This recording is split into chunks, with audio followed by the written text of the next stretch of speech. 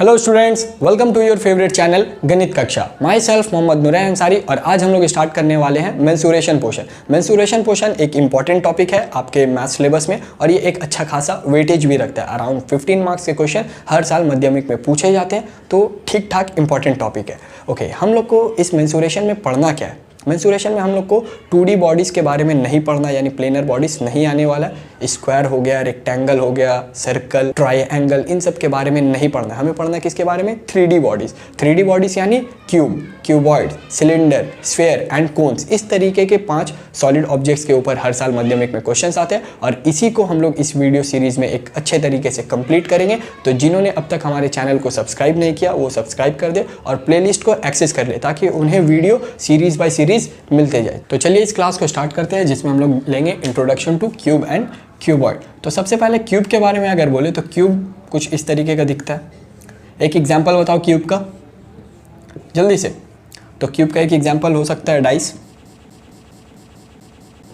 Dice देखे होंगे आप लोग जिसपे 6 नंबर्स उसके फेसेस पे लिखा हुआ होता है। जो सबसे इंपॉर्टेंट चीज़ होता है क्यूब के बारे में, that is all sides are equal in length. Equal in length. इस क्यूब के सबसे इंपॉर्टेंट प्रॉपर्टी ये है कि इसका हर एक साइड का लंबाई, इस साइड का लंबाई, ये साइड का लंबाई, इस साइड का लंबाई, हर साइड का लंबाई जो होता है इक्वल होता है। यानी हम लोग कह सकते हैं कि अगर ये साइड ए है तो ये भी साइड ए होगा, ये भी साइड ए होगा, ये भी साइड ए होगा। तो यही चीज़ इससे क्यूब बनाता है। अगर ऐसा ना हो तो क्या होगा? अगर ऐसा ना हो कि इसका कोई एक साइड मान लेते कि ए ना हो के कोई और लेंथ का हो जाए, ये 5 सेंटीमीटर है, ये भी 5 सेंटीमीटर है, सपोज ये 6 सेंटीमीटर हो जाए। अगर ऐसा हो जाए कि सारा साइड सेम हो, एक साइड अलग हो जाए, तो जैसे ऐसा कुछ होता है तो ये क्यूब से क्या बन जाएगा? क्यूबॉइड। यानी कुछ इस तरीके का ऑब्जेक्ट दिखने लगेगा हम लोग को। देखो हम क्या किए हैं यहाँ पे, हम जस्ट ये वाला लंबाई को थोड़ा सा बढ़ा दिए और बाकी हम सेम रखें, तो जिससे ये अब एक क्यूब नहीं है, ये एक क्यूबॉइड बन गया। तो बस यही इन दोनों में एक डिफरेंस होता है कि क्यूब के सारे साइड सेम होते हैं। क्यूबॉइड में ऐसा हो सकता है कि कोई एक साइड अलग हो सकता है या फिर 3 के तीनों अलग हो। सपोज ये लेंथ, ये कुछ अलग हो जाए L, ये ले लेते हैं B, कुछ इस तरीके का हो जाए, और ये हाइट अलग हो जाए। तीनों अलग होने से भी क्यूबॉइड, कोई एक अलग होने से भी क्यूबॉइड। ठीक है, ये इन दोनों के बीच में डिफरेंस होता है। सिमिलैरिटीज़ क्या होता है, या फिर इंपॉर्टेंट जो एक छोटा छोटा बात जिससे हर साल MCQs बनता है, वर्टिसेस। नंबर ऑफ वर्टिसेस क्या होता है? तो वर्टिसेस का मतलब होता है कॉर्नर पॉइंट्स। क्यूब के और क्यूबॉइड के जो कॉर्नर पॉइंट्स होते हैं उन्हें हम लोग क्या कहते हैं? वर्टिसेस। तो अगर आप लोग एक रूम में बैठ के देख रहे हैं तो उस रूम में देखो कि फ्लोर में कितने कॉर्नर पॉइंट्स है, तो 4।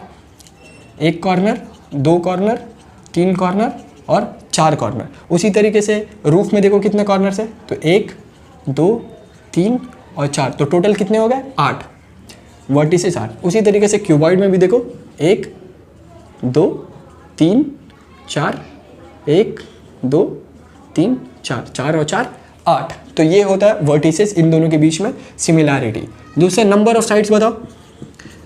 नंबर ऑफ साइड्स कितना होता है इन दोनों में? तो नंबर ऑफ साइड्स का मतलब होता है कि ये जो लंबाई है साइड का, तो ये 1, ये 2, ये 3 और ये 1 4। उसी तरीके से पीछे के साइड में है ना, तो 1, 2, 3 और 1 4, तो 4 और 4 8। ठीक है, ऊपर में देखो 2, 3 और 4, तो 4 यहाँ पे भी है, 4, 8 और 4 12। तो नंबर ऑफ साइड्स कितने आ गए? 12। उसी तरीके से इसमें भी देख लेते हैं।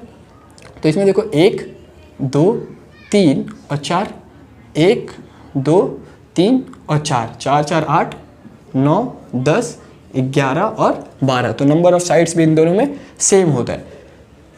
तीसरा जो इंपॉर्टेंट चीज़ की फेस देखो, फेस, नंबर ऑफ फेसेस कितने हैं? नंबर ऑफ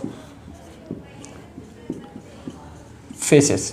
तो नंबर ऑफ फेसेस का मतलब होता है कि उसके सरफेस कितना ऐसा सरफेस है जिसको हम लोग टच कर सकते हैं। एक क्यूब के पास कितना ऐसा फेसेस है कितना ऐसा सरफेस है जिसको हम लोग टच कर सकते हैं। क्यूबॉइड के पास कितना ऐसा सरफेस है जिसको हम लोग टच कर सकते हैं। तो देखो हम लोग एक ऊपर में टच कर सकते हैं, एक नीचे में, एक इस साइड में, एक इस साइड में, ऊपर नीचे, इस साइड और इस साइड में, एक सामने और एक पीछे। तो टोटल कितने हो गए? 6।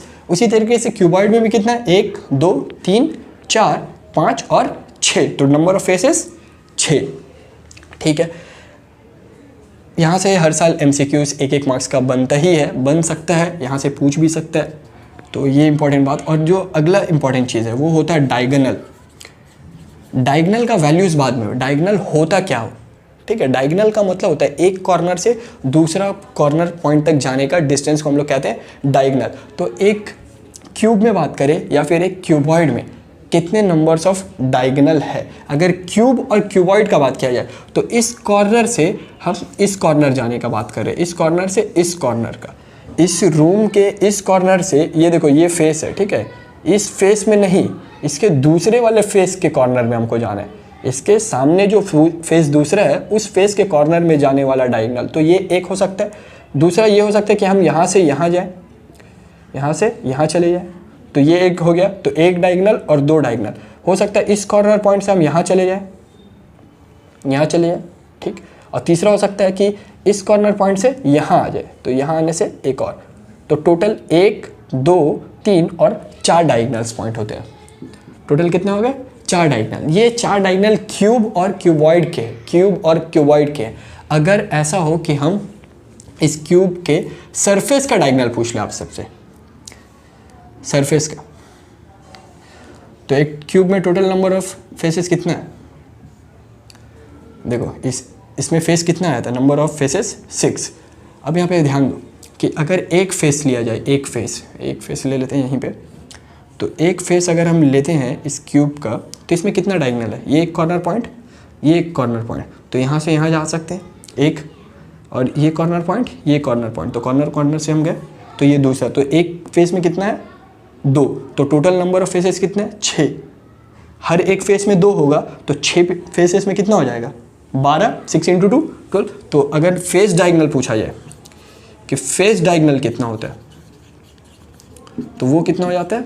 12। तो ये इंपॉर्टेंट MCQs क्वेश्चंस है जहाँ से क्वेश्चंस आ सकते हैं क्यूब और क्यूबॉइड से रिलेटेड। अब उसके बाद होता है कि क्यूब का फॉर्मूला क्या होता है, क्यूबॉइड का फॉर्मूला क्या होता है, टोटल सरफेस एरिया का, लैटरल सरफेस एरिया का, वॉल्यूम का, डायगोनल का, ये सारा चीज़ जो कि हम लोग यहाँ पे जल्दी से लिख लेते हैं। तो सबसे पहले क्यूब के बारे में लिखते हैं कि क्यूब का टोटल सरफेस एरिया क्या होता है। Total surface area, total surface area का मतलब क्या होता है कि जो हम 6 फेसेस को टच कर रहे हैं क्यूब का, वो 6 फेस का एरिया कितना है, हम टोटल कितना एरिया को टच कर सकते हैं एक क्यूब का। तो एक एरिया कितना होगा? हम लोग को स्क्वायर का तो एरिया निकालना आता है ना। एक स्क्वायर है, एक स्क्वायर का लेंथ, ये अगर a है और ये भी a है, ये अगर लेंथ a है और ये भी लेंथ a है, क्योंकि स्क्वायर का तो सेम होगा। और एरिया का फॉर्मूला क्या होता है? लेंथ इंटू ब्रेथ, या फिर हम कहते हैं कि दोनों डायगोनल जो वर्टिसेस है उन दोनों को मल्टीप्लाई कर दो, ये दोनों साइड को मल्टीप्लाई कर दो, तो ये दोनों साइड सटा हुआ ना, तो a × a क्या हो गया? एरिया एक फेस का a स्क्वायर। उसी तरीके से अगर हम बात करें कि टोटल कितना नंबर ऑफ फेसेस है, तो टोटल 6 फेसेस है, तो टोटल सरफेस एरिया कितना हो जाएगा? 6a²। एक फेस के लिए a² और टोटल 6 फेसेस है, नंबर ऑफ फेसेस 6 है, तो टोटल कितना एरिया हो जाएगा? Total surface area 6a²। जो दूसरा फार्मूला होता है वो होता है लैटरल सरफेस एरिया का। अब लैटरल का मतलब क्या होता है? लैटरल सरफेस एरिया, ये क्यूब के लिए लिख रहे हैं, ठीक है। तो लैटरल का मतलब होता है कि हॉरिजॉन्टली अगर हम अपना हाथ मूव करें तो हम टोटल कितने फेसेस को टच करेंगे। तो एक क्यूब है, उसका हॉरिजॉन्टली हम करेंगे तो हम 4 फेसेस को ना टच कर सकेंगे, चाहे ऐसे मूव कर लो चाहे ऐसे करके मूव कर लो। तो इसमें हम कितना फेसेस को टच कर सकते? ऐसे में भी 4 और ऐसे में भी 4। तो एक फेस का एरिया कितना है? a², तो 4 का कितना हो जाएगा? 4a²। बहुत अच्छा। तो ये 2 फार्मूलास हो गया, टोटल सरफेस एरिया और लैटरल सरफेस एरिया। तीसरा जो फार्मूला होता है वो होता है उसके वॉल्यूम का। तो वॉल्यूम क्या होता है? तो वॉल्यूम होता है base area into height, base area into height, या फिर समझ लो length into breadth into height. तो यहाँ पे अगर लेंथ और ब्रेथ की बात करें इस क्यूब के लिए, तो लेंथ, ब्रेथ और हाइट क्या है? यहाँ पे ले लेते हैं, लेंथ है a, ब्रेथ ये वाला है, तो ब्रेथ भी है a, और हाइट ये है तो ये भी है a, तो a इंटू a, ये क्या हो गया? a³। तो यहाँ से वॉल्यूम आ जाता है a³ बोल दो, साइड क्यूब बोल दो, लेंथ क्यूब बोल दो, जो बोलना है वो बोल दो, ठीक है। अब जो चौथा चीज़ आता है डायगनल, डायगनल, तो डायगनल का लंबाई हम लोग को बताना। तो यहाँ पे देखो कि हम लोग को ना यहाँ से यहाँ जाना है, तो ये चीज़ पाइथागोरस थ्योरम लगा के कैलकुलेट किया गया। ये इस ट्रायंगल का ये हाइपोटेनियस है, तो इसको कैलकुलेट किया गया और वो वैल्यू कितना आता है a√3, यानी एक क्यूब का डायगनल का वैल्यू कितना होता है साइड इंटू √3। एक क्यूब का डायगनल, क्यूब ये डायगनल ऑफ क्यूब है। कभी कभी क्वेश्चंस में ऐसा होता है कि फेस डायगनल का वैल्यू गिवन होता है, तो फेस डायगनल का वैल्यू क्या होगा, फेस डायगनल का वैल्यू हो जाता है a√2, ये है ना फेस। तो अगर हम लोग यहाँ से पाइथागोरस थ्योरम लगाते हैं इस ट्रायंगल में a, तो इसका वैल्यू कितना आता है a√2। तो ये 5 इंपॉर्टेंट फार्मूला है क्यूब के लिए। अब जल्दी से क्यूबॉइड का भी फार्मूला लिख लेते हैं हम लोग। तो क्यूबॉइड का भी वही सब कैलकुलेट करना है हम लोग को, total surface area, lateral surface area. तो टोटल सरफेस एरिया यानी इसका जो 6 फेसेस को हम लोग टच करेंगे तो मैक्सिमम हम लोग कितना एरिया को टच करेंगे। तो देखो यहाँ पे सोचो कि क्यूब का ये फेस अगर लेंथ है और ब्रेथ है, लेंथ इंटू ब्रेथ, तो इसका एरिया कितना होगा लेंथ इंटू ब्रेथ। उसी तरीके से पीछे में कितना हो जाएगा लेंथ इंटू ब्रेथ, तो एक लेंथ इंटू ब्रेथ और 2 लेंथ इंटू ब्रेथ, तो टोटल कितना लेंथ इंटू ब्रेथ हो गया 2 लेंथ इंटू ब्रेथ। उसी तरीके से अगर हम बात करें ब्रेथ इंटू हाइट का, तो ब्रेथ इंटू हाइट, देख हम क्या चीज़ बोलना चाह रहे हैं ना कि एक इस तरीके का रेक्टेंगल, ये है लेंथ, ये है ब्रेथ, तो इसका एरिया कितना हो गया लेंथ इंटू ब्रेथ, ठीक। उसी तरीके से यहाँ पे ये भी एक फेस है, तो इसमें ये चीज़ क्या है, ये है ब्रेथ, ये वाला ब्रेथ है, और ये वाला क्या है उसका हाइट या फिर डेप्थ। तो ये अगर h है और ये b है, तो ये एरिया कितना हो जाएगा b इंटू एच, ये LB। अब इसी तरीके से एक पीछे में भी तो रेक्टेंगल है ना,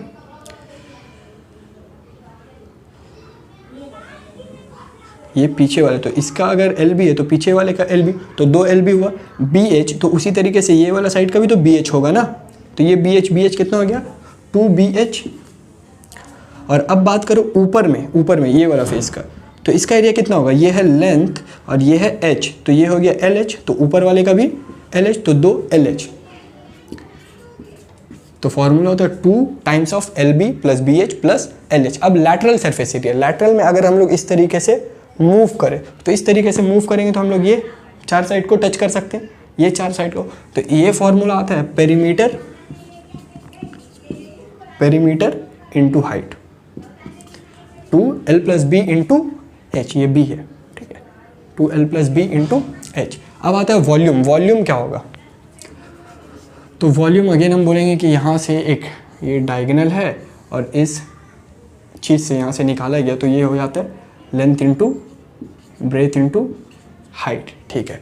डायगोनल का बात कर रहे थे ना, डायगोनल, तो डायगोनल होता है इसका √L² plus B² plus H²।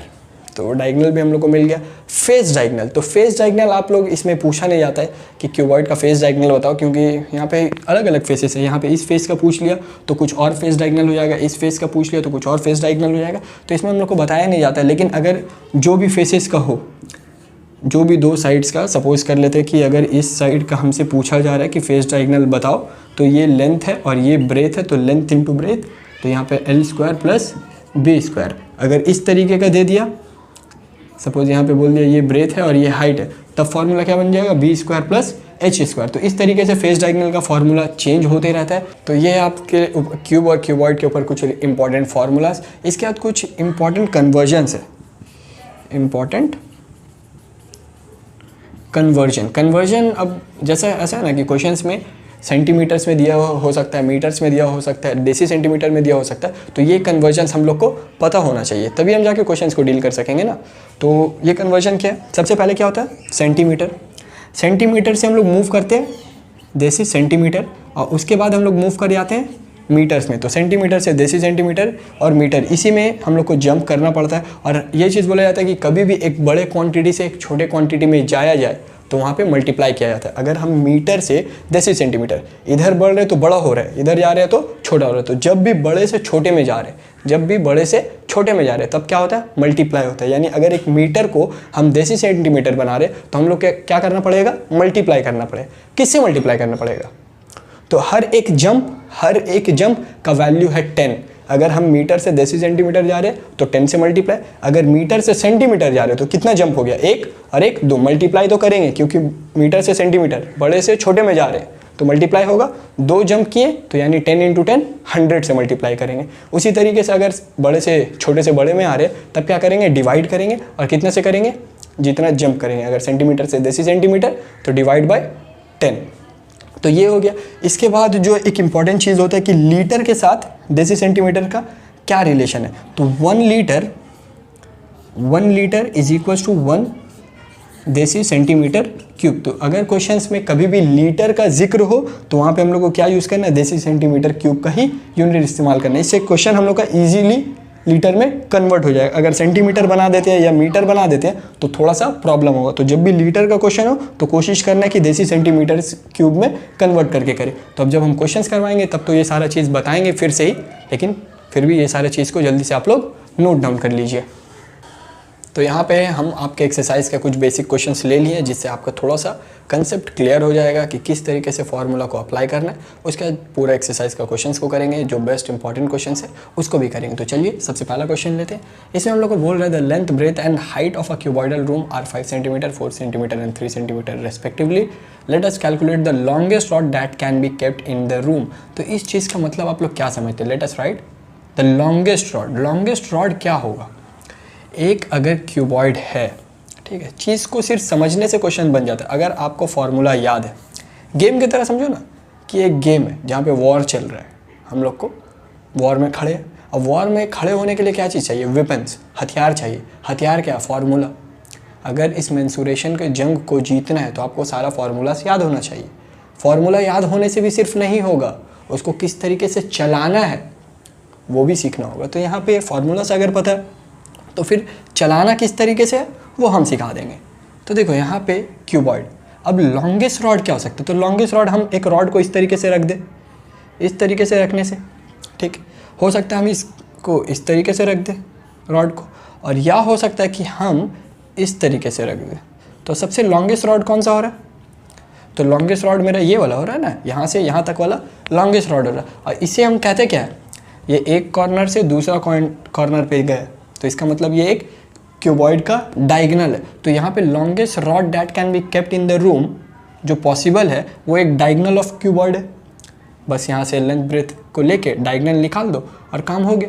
तो डायगोनल क्या हो जाएगा, डायगोनल का फॉर्मूला √L² + B² + H²। तो इसको कैलकुलेट करो, L का स्क्वायर यानी 5² + 4² + 3² 5² इज 25, 4² इज 4 का स्क्वायर कितना 16 + 3 का स्क्वायर 9। यहाँ से ऐड करो कितना हो गया 25 25 50। अब इसको एलसीएम लेके बाहर निकाल लेना है। एलसीएम अगर हम लोग लेते हैं 50 का तो 50 का एलसीएम लेने से कितना आ जाएगा 5 × 5 × 2। तो 2 5 रूट से बाहर तो 5 और √2। अब यूनिट क्या देंगे, क्योंकि यूनिट अगर मिसिंग रहा तो मार्क्स कटेगा, कंफर्म मार्क्स एग्जाम में कटेगा। तो यहाँ पे देखो मीटर मीटर और मीटर, तो इसका मतलब यहाँ पे भी होगा मीटर।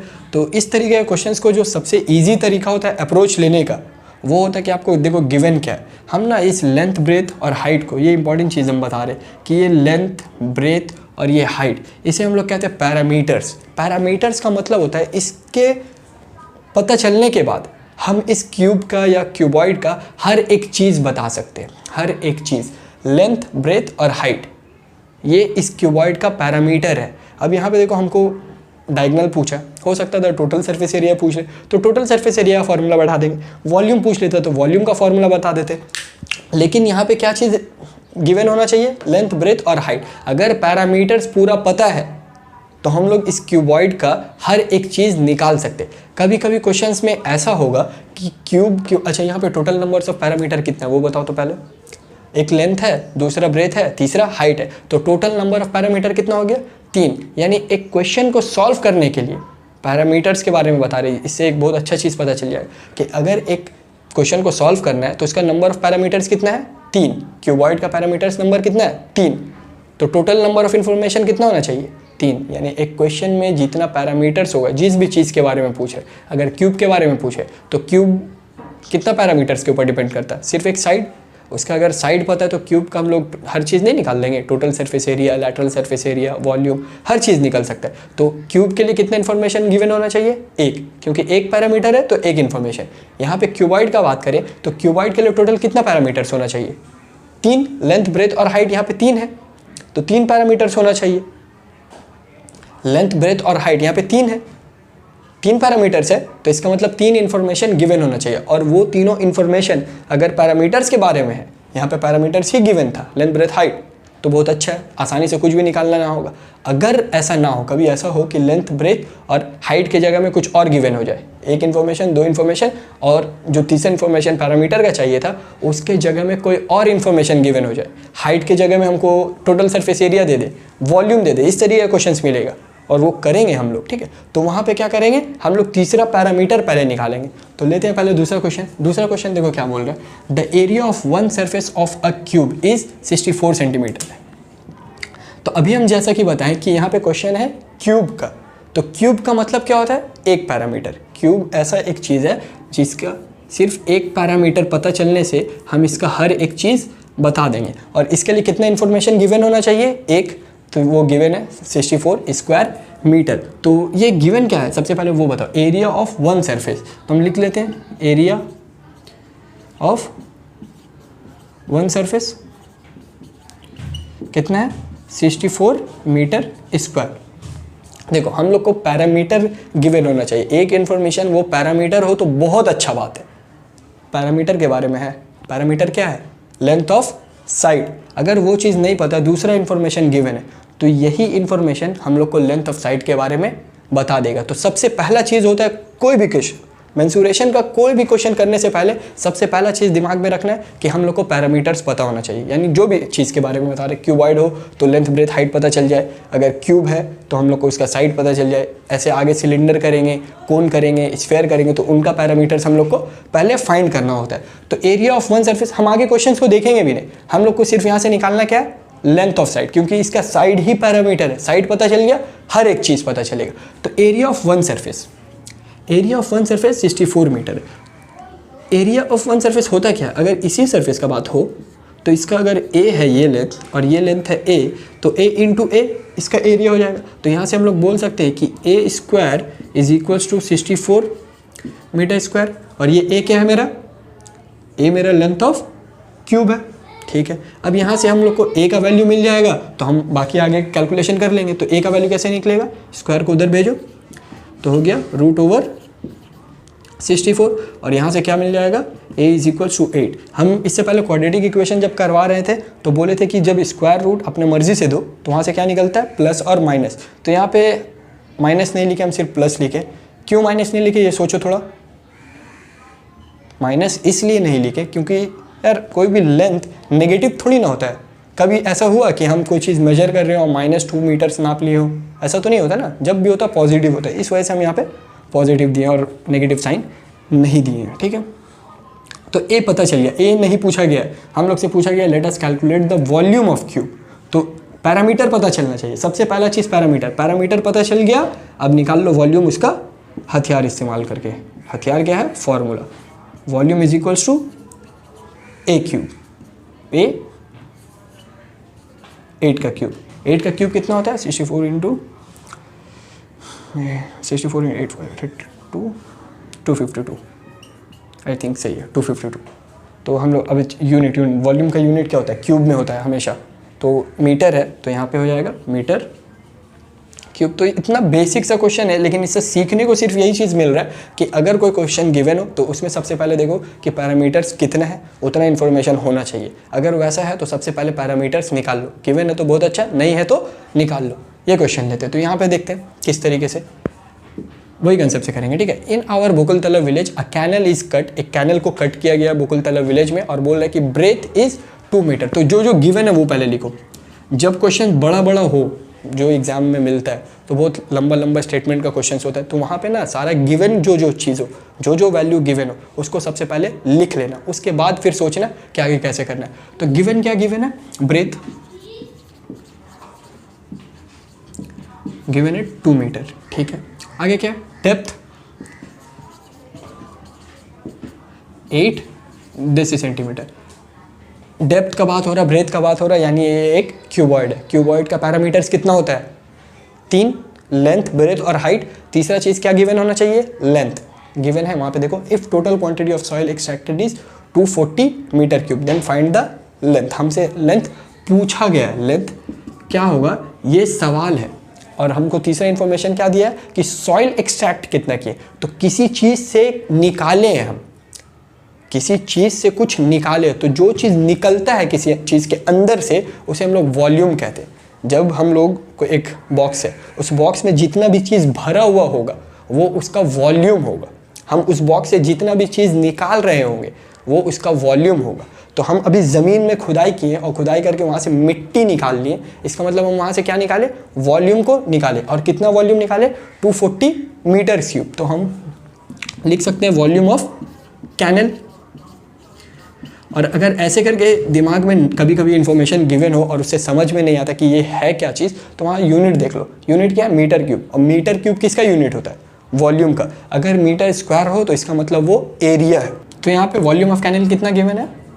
240 metre cube. ठीक है, जब भी पैरामीटर्स मिल जाए या फिर जो भी इन्फॉर्मेशन है मिल जाए, उनका यूनिट्स चेक करना अगला स्टेप होता है। यूनिट चेक करने में ज़्यादा टाइम तो नहीं लगेगा। मीटर, देसी सेंटीमीटर और मीटर क्यूब। तो यहाँ पे देखो मीटर में है, मीटर में, और एक सिर्फ देसी सेंटीमीटर क्यूब में।